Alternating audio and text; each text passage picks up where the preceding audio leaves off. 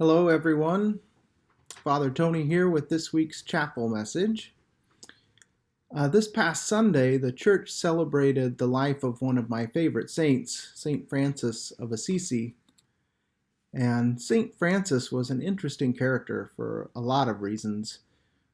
He was born in the year 1182 in the town of Assisi in Italy, and he was born into a very well-to-do family. He was very well educated, which was a luxury that was afforded only to the wealthy at that time. And when he'd finished his studies, he decided to become a soldier. And taking part in a war that had broken out in the region, he was taken prisoner and held captive for over a year in a dungeon before his father managed to purchase his freedom. As Francis was preparing to go to the Holy Land to fight in the Crusades, he experienced what he called a series of visions. First, that God was calling him to help the sick, and then that God was calling him to repair the church. Francis was so convinced of these visions that he gave away all of his money to the church and to those in need and took a vow of poverty. His father at the time was furious with Francis's decision, but he couldn't change his mind. Francis lived alone in nature for quite some time, but eventually he gained some followers, other men and women who wanted to emulate his simple style of prayer and service to those in need.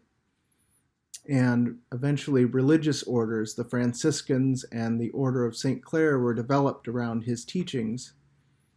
These monks and nuns renounced all their worldly possessions just as Francis had done and dedicated their lives to serving the poor, spreading the message of Jesus, and promoting peace. Today, Francis is probably best known for his love of animals and nature, and it's common for many churches to have a blessing of the animals or a pet blessing on or around his feast day, something that we did at our church just a couple of days ago. Francis is often attributed with saying, "Preach the gospel always, and when necessary, use words," which is another way of saying that Christians are called not just to talk about Jesus, but to live their whole lives in a way that reflects Jesus' message of love and peace. Besides his affinity for animals and nature, St. Francis is probably best known for the prayer that bears his name, sometimes called the Peace Prayer, and it goes like this: God, make me an instrument of your peace. Where there is hatred, let me sow love. Where there is injury, pardon. Where there is doubt, faith. Where there is despair, hope. Where there is darkness, light. Where there is sadness, joy. Grant that I may not so much seek to be consoled as to console, to be understood as to understand, to be loved as to love. For it is in giving that we receive, and it is in pardoning that we are pardoned.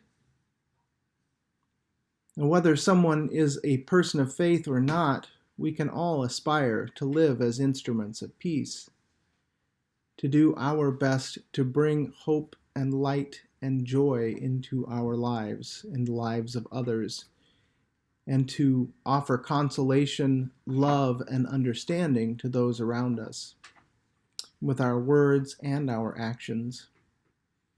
And when we do, we will be better for it, and so will our schools and our families and our communities and our whole world. I hope you all have a great rest of the week, and I will look forward to being with you again next week. Until then, take care and God bless.